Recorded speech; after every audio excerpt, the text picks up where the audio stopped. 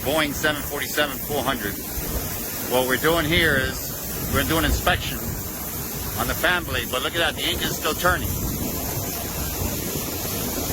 Michael's stopping the engine from turning because it's turning by the windmilling with his body against the spinner.